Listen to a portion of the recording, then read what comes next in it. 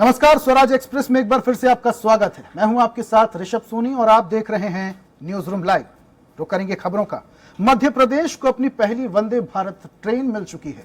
कल प्रधानमंत्री नरेंद्र मोदी ने हरी झंडी दिखाकर भोपाल से इस वंदे भारत ट्रेन को रवाना किया। यह ट्रेन तमाम अत्याधुनिक फीचर से सुसज्जित है। इस ट्रेन को सफर में रवाना किया और इस वंदे भारत ट्रेन के पहले सफर का साक्षी स्वराज एक्सप्रेस भी बना। देखिए एक रिपोर्ट।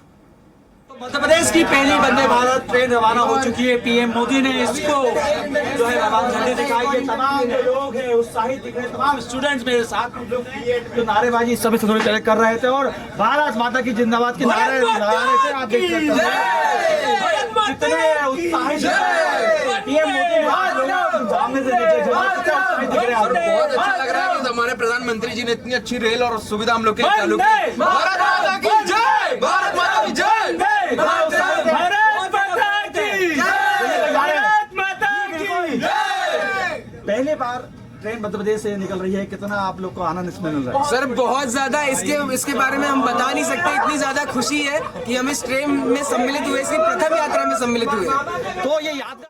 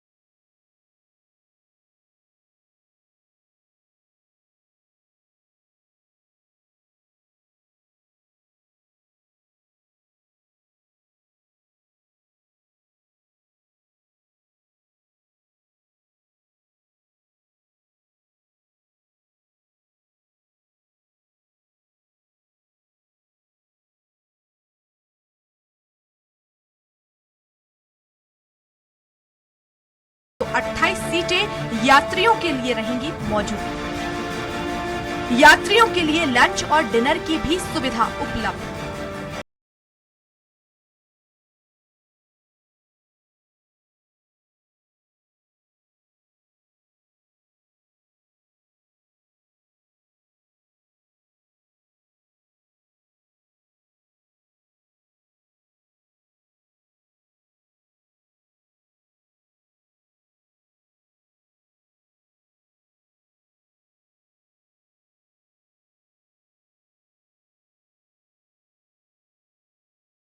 झांसी तक एसी चेयर कार 840 रुपए,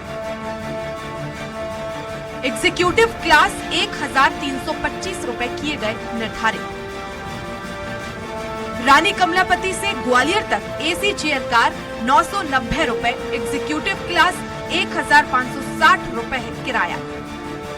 रानी कमलापति से आगरा एसी चेयर कार 1390 रुपए और एग्जीक्यूटिव क्लास 2155 रुपए किराया।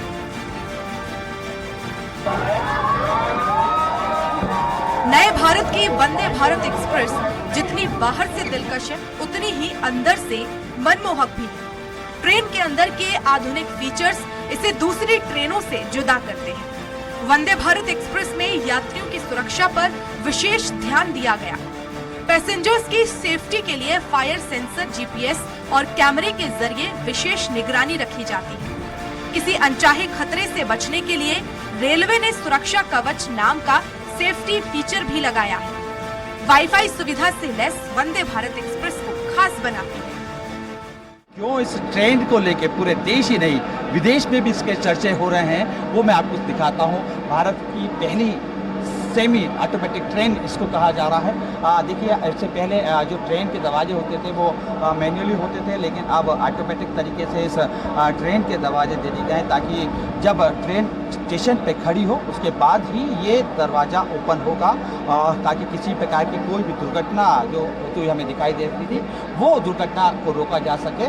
इसके अंदर चढ़ने के लिए बुजुर्गों के लिए पहले काफ़ी परेशानियों का सामना करना पड़ता था, लेकिन अब आरामदायक तरीके से इसमें सीढ़ियाँ दी गई हैं ऊपर चढ़ने के लिए। और आप जैसे ही अंदर जाएंगे सबसे पहले आपका जो नज़ारा है वो सीसीटीवी कैमरे पे जाएगा, आपका चेहरा जो है इस पर कैप्चर हो जाएगा। चारों तो ये लाइट्स उसको यहाँ पे प्रोवाइड की गई है रेलवे के द्वारा, आराम से इसको घूम सकती है। इसके साथ में सुरक्षा की दृष्टि से अगर हम देखें तो इस बोगी को जो चेन पुलिंग की जो समस्या थी उसको निजात दी गई है। अब इस ट्रेन के अंदर किसी प्रकार की चेन पुलिंग नहीं होगी, क्योंकि अगर यात्री को कुछ इमरजेंसी से रुकवाना है ट्रेन को तो सबसे पहले आपको इस डब्बे का बटन खोलना पड़ेगा। उसके बाद ये जो लाल कलर का बटन दिख रहा है आपको उसको पुश करना होगा। इसका सीधा संपर्क जो है इंजन्स के जो इंजन में बैठे हुए ड्राइवर उनसे होगा। उसके बाद इसके माध्यम से ये इमरजेंसी टॉक बैंक यूनिट यहाँ पे लगाई गई है, उसके माध्यम से यहाँ पे पैसेंजर और वहाँ पे संबंधित अधिकारी की चर्चा होगी। और अगर ट्रेन ड्राइवर ये समझता है कि वाकई कोई इमरजेंसी की स्थिति बनी हुई है तब जाके इस ट्रेन को रोका जाएगा। इससे पहले भी दिल्ली गए? हाँ जी सर। ठीक है, इससे पहले की यात्रा जो आपने दूसरी ट्रेनों में की और आप इस ट्रेन में यात्रा कर रहे हैं तो कितना डिफरेंट आपको लग रहा है? इससे पहले मैंने शताब्दी में यात्रा कर रखी है, बाकी नॉर्मल ट्रेनों में भी यात्रा कर रखी है। उसके हिसाब से सीट्स भी काफ़ी कंफर्टेबल्स हैं और इस ट्रेन की स्पीड और जो टाइम लेती है दिल्ली तक के लिए वो काफ़ी टाइम बच जाता है हमारा। और बहुत सारी चीज़ें जो है इस ट्रेन में सिक्योरिटी के हिसाब से भी मेंटेन करी गई हैं और भी चीज़ें चाहते हैं हम यहाँ पे आराम से कंफर्टेबल होकर अपना यात्रा पूरी कर सकते हैं। 7 घंटे यात्रा हमारी आसानी से हो जाती है। कुछ और भी यात्री हैं, उनसे भी बात कर लेता हूँ। कहाँ जा रहे हैं आप? मैं न्यू दिल्ली जा रहा हूँ। न्यू दिल्ली जा रहे हैं, कितना दिलचस्प लग रहा है सर? बहुत ही ज़्यादा दिलचस्प लग रहा है और इंडियन रेलवेज़ की फर्स्ट वंदे भारत है जो कि 160 किलोमीटर पर चलने वाली है। तो इसको देखने के लिए हम काफ़ी एक्साइटेड है। पहले भी हमने काफ़ी सारी वंदे भारत इनॉग्रेशन किया है, कमर्शियल रन किया है, बट ये वंदे भारत के लिए अलग ही टाइप की एक्साइटमेंट आप देख ही रहे हो। बाकी लोगों को भी काफ़ी लोग एक्साइटेड मेक इन इंडिया को लेकर लगातार प्रधानमंत्री नरेंद्र मोदी बात कर रहे हैं और ये जीता जागता उदाहरण हमारा मेक इन इंडिया का है। कितना ज़्यादा आप इस चीज़ को लेकर खुश हैं? बहुत खुश हैं क्योंकि ये चीज़ ना हमारी भारत की इकोनॉमी के लिए बहुत ही फ़ायदेमंद है। इससे हमारी भारत की इकोनॉमी स्ट्रांग होगी और हमारे नरेंद्र मोदी का सपना है कि 3 ट्रिलियन करनी है हमें 2030 तक। तो ये इस चीज़ के लिए बहुत ही फ़ायदेमंद है और ये ट्रेन तो इसके लिए हम लोग ना बहुत ज़्यादा एक्साइटमेंट है क्योंकि आगरा के बाद हमें 160 देखने को मिलेगा। इससे पहले हम गतिमान में करते थे 160, लेकिन वंदे भारत में करेंगे और इन फ्यूचर हमारे ट्रैक्स 180 रेडी हो जाएंगे तो 180 पे भी दौड़ेगी क्योंकि ये वंदे भारत 180 पे कैपेबल है। दिल्ली के साथ कौन सा स्टेशन आने वाला है ये तमाम जानकारी आपको यहाँ पे LED के माध्यम से दी जाएगी। फायर सुरक्षा के हिसाब से भी यहाँ पे एक जो सिस्टम दिया गया है, यानी कि पूरी तरीके से रेलवे ने ये कोशिश करी है कि ज़्यादा से ज़्यादा हाईटेक तरीके से इस ट्रेन को रखा जाए और ज़्यादा से ज़्यादा सुविधा यात्रियों तक पहुँचाई जाए। इधर मध्य प्रदेश की पहली वंदे भारत एक्सप्रेस को प्रधानमंत्री नरेंद्र मोदी ने जैसे ही हरी झंडी दिखाई वो लम्हा मध्य प्रदेश के इतिहास में दर्ज हो गया। जैसे जैसे वंदे भारत ट्रेन रानी कमलापति स्टेशन को पार कर रही थी वैसे वैसे ट्रेन में यात्रा कर रहे यात्रियों में उत्साह बढ़ता जा रहा था। आलम यह था मोदी मोदी के नारे पूरी ट्रेन में गूंजने लगे। रानी कमलापति स्टेशन से वंदे भारत ट्रेन दिल्ली के लिए तरफ निकल चुकी है। प्रधानमंत्री नरेंद्र मोदी ने यानी दिखाई तमाम जो लोग हैं यात्री हैं वो काफी उत्साहित दिखाई दे रहे हैं और प्रधानमंत्री नरेंद्र मोदी के नारे लगाते हुए दिखाई दे रहे हैं। अलग ही उत्साह कहीं ना कहीं लोगों में दिख रहा है। मध्य प्रदेश में ये इतिहास है जो कहीं ना कहीं मध्य प्रदेश की पहली वंदे भारत ट्रेन दिल्ली की तरफ रवाना हो चुकी है। मेरे साथ साथ पूरा देश और पूरा प्रदेश इस चीज का साक्षी है कि माननीय प्रधानमंत्री मोदी जी के अथक प्रयासों से भारतीय रेल की प्रगति और विश्वसनीयता पूरा देश देख रहा है और इस चीज के लिए हम हमारे साथी पूरा देश प्रदेश सारा जनमानस माननीय प्रधानमंत्री मोदी जी और रेल मिनिस्टर अश्विनी जी का बहुत बहुत तहे दिल से आभार व्यक्त करते हैं। तो अभी हमें इसमें एक्सपीरियंस करने का मौका मिल रहा है, बहुत ही अच्छा लग रहा है। तो मैं कॉन्ग्रेचुलेट करूंगा पूरी कंट्री को। तमाम युवा हैं वो काफी उत्साहित उत्साहित हैं और देख सकते हैं आप इस बाहर तस्वीर देख सकते हैं। देखिए ये तस्वीर आप देख सकते हैं, लोग जो है इसका वंदे भारत ट्रेन के दीदार के लिए बाहर दिखाई दे रहे हैं और हाथ हिलाते हुए तमाम जो लोग थे वो इसमें कहीं ना कहीं दिखाई दे रहे हैं। रेलवे सलाहकार समिति के सदस्य जो है मेरे साथ मौजूद है, मैं उनसे बात कर लेता हूँ। सर आपका मुझे नाम बता दीजिए। कमलेश जैन। सर पहला सफ़र मध्य प्रदेश का वंदे भारत ट्रेन का, क्या कुछ इसमें खासियत है सर? काफ़ी रोमांच भरा सफ़र है और हम लोग उत्साहित थे। डिवीज़न में भी लगातार बहुत अच्छे स्तर पर तैयारी की जा रही थी और ये तो हमारे मध्य प्रदेश के लिए और पश्चिम मध्य रेल के लिए गौरवपूर्ण विषय है और बात भी है कि WCR को एक वंदे भारत मिली। हम सब लोग रेल मंत्री जी का, माननीय प्रधानमंत्री जी का और मध्य प्रदेश के माननीय मुख्यमंत्री जी का धन्यवाद ज्ञापित करते हैं जो ये उपलब्धि हमारे प्रदेश को मिली। मध्य प्रदेश की जो पहली ट्रेन थी वो अपने जो है गंतव्य की तरफ आगे बढ़ चुकी है, दिल्ली की तरफ आगे बढ़ चुकी है और बीच में कई ऐसे रोमांचित पल जो हैं वो उसका साक्षी स्वराज एक्सप्रेस बनता हुआ दिखाई दे रहा है।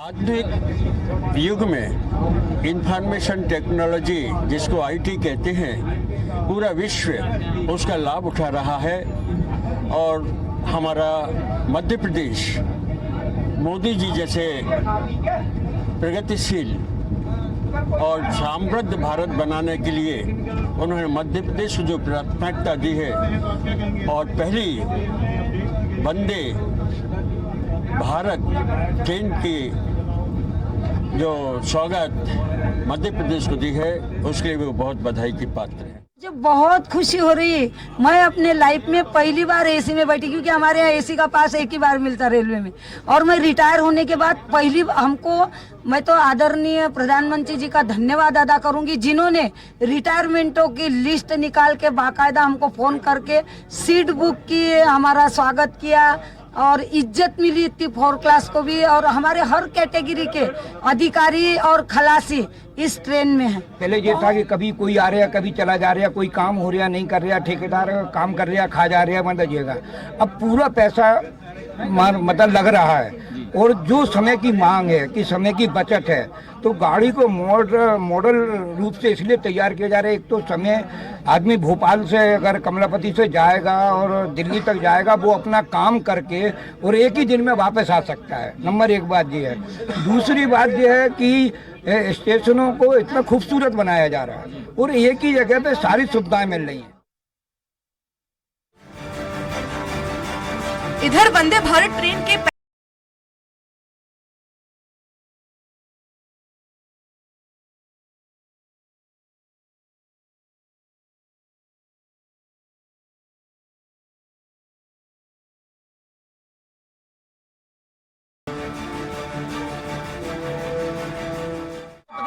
पहली वंदे भारत एक्सप्रेस में स्कूल्स के बच्चे भी यात्रा कर रहे हैं और लुत्फ उठा रहे हैं। MLB स्कूल्स के कुछ बच्चे हैं जो इस समय मेरे साथ मौजूद हैं और उनसे मैं बात करता हूं और उनके अनुभव समझता हूं कि आखिर कैसा अनुभव रहा। बेटा आपका नाम बताइए। मधु वर्मा। कौन से स्कूल से आप? MLB। प्रधानमंत्री नरेंद्र मोदी अब तक कुछ देर पूर्व यहाँ पे हरी झंडी दी और आप अब यात्रा कर रहे हैं। हाँ। कैसी लग रही है यात्रा? बहुत अच्छा लग रहा है। इस ट्रेन की क्या खासियत है, क्या अच्छा आपको इसके अंदर लगा? यहाँ सबसे अलग ही अच्छा लग रहा है। क्या आपको क्या अच्छा लगा? ये तो पूरी ट्रेन ही अलग है, अच्छा क्या लगेगा। मतलब लोकल ट्रेन अलग होती है, ये ट्रेन एब्सोल्युटली पूरी अलग है और इसकी लाइटिंग काफी अच्छी है। मतलब पूरी हाइजीन का ख्याल रखा गया है, बहुत साफ है, अच्छी है ट्रेन।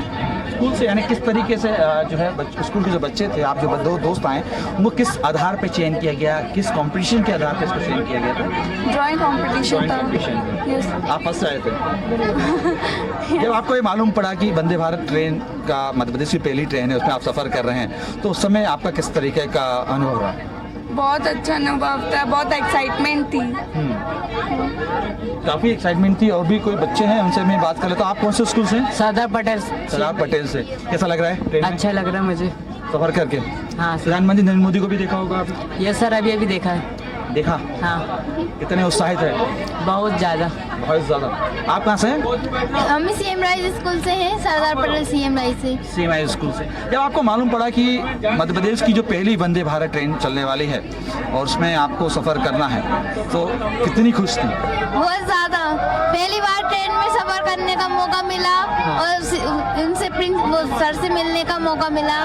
श्री नरेंद्र मोदी जी द्वारा शुरुआत की गई है। श्री नरेंद्र मोदी जी द्वारा कहना उनका है, शुरुआत नहीं लाएंगे क्योंकि ये देश है हमारा, क्योंकि ये देश है हमारा। एक नहीं पूरे 75 वंदे भारत ट्रेन यहाँ पे, एक नहीं पूरे 75 वंदे भारत ट्रेन यहाँ पे, 75 तक का नहीं पूरे हजारों तक ले जाएंगे। मानो श्री नरेंद्र मोदी जी देश को ऊंचाइयों तक ले जाएंगे। तमाम जो बच्चे हैं, कितने उत्साहित हैं आप लोग? बहुत ज्यादा।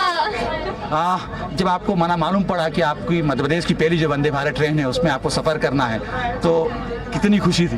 बहुत ज्यादा खुशी थी, मतलब असहनीय खुशी थी। इतनी खुशी वर्ड्स में अदा नहीं किया जा सकता। बहुत ज्यादा अभी भी है। अभी भी है।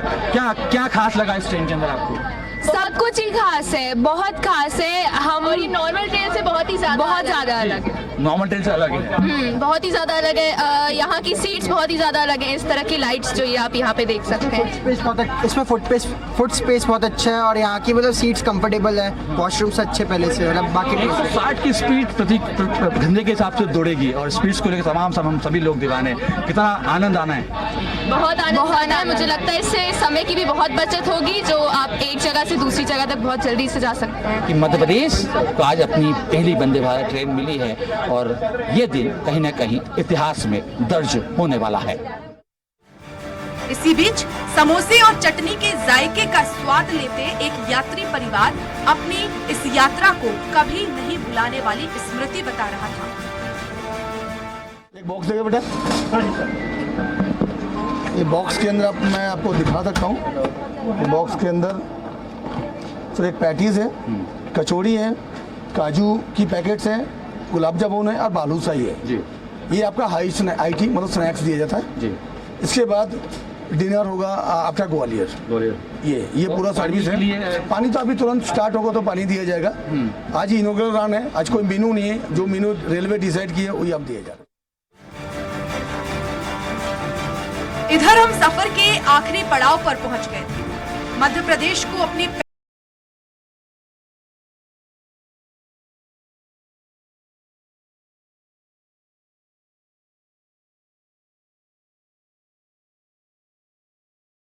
विकल्प साबित हो सकती है, क्योंकि एक कहावत है, टाइम इज मनी, और ये ट्रेन आपका समय बचाएगी।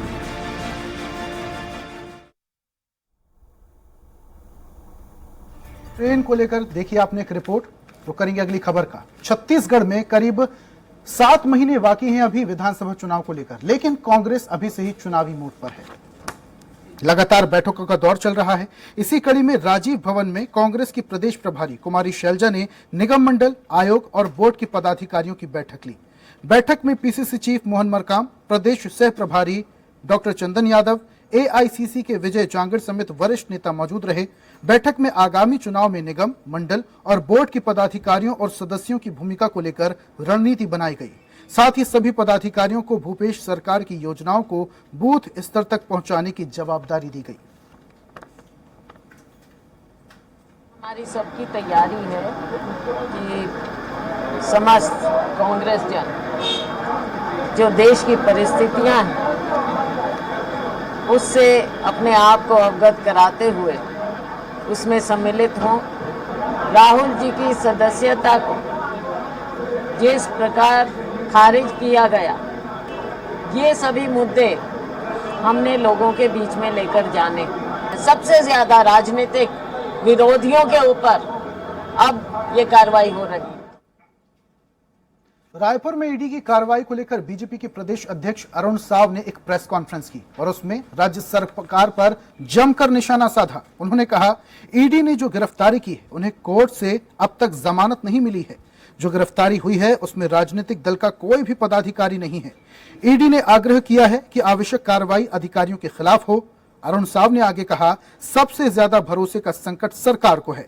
छत्तीसगढ़ में विकास के सारे काम अवरुद्ध हैं। भ्रष्टाचार पर देश भर में कार्रवाई हुई है। ईडी की कार्रवाई राजनीतिक आधार पर नहीं है, ये भ्रष्टाचार के खिलाफ कार्रवाई है। ईडी ने जो गिरफ्तारियां की है उन्हें कोर्ट से जमानत अब तक नहीं मिली है। जो गिरफ्तारियां हुई है उसमें मुझे ऐसा लगता है कि राजनीतिक दल का कोई पदाधिकारी नहीं है। ईडी को लिखना पड़ रहा है राज्य सरकार को कि ये तथ्य इन अधिकारियों के खिलाफ आए हैं। सबसे ज्यादा भरोसे का संकट और आज राज्य की सरकार और भूपेश बघेल जी को है। मध्य प्रदेश के आईएएस रियाज ने एक ट्वीट किया है और अपने ट्विटर अकाउंट को अपडेट भी किया है। इसके साथ साथ उन्होंने अचानक से आईएएस हटाकर स्वयं को लेखक, पर्यावरण और पशु प्रेमी के साथ साथ पूर्णतः शाकाहारी लिख दिया है। नियाज खान आजकल अपने नए उपन्यास ब्राह्मण द ग्रेट के लिए चर्चा में हैं। उन्होंने अपने इस अंग्रेजी के उपन्यास में ब्राह्मण बुद्धिजीवी बताते हुए उन्हें देश की महत्वपूर्ण जिम्मेदारियां सौंपने की बात कही। खान के अभी तक 8 उपन्यास आ चुके हैं। वे मंत्रालय में लोक निर्माण विभाग में उप सचिव पद पर पदस्थ हैं। तो खबरों में फिलहाल इतना ही। देश प्रदेश की तमाम खास खबरों के लिए आप देखते रहिए स्वराज एक्सप्रेस। नमस्कार।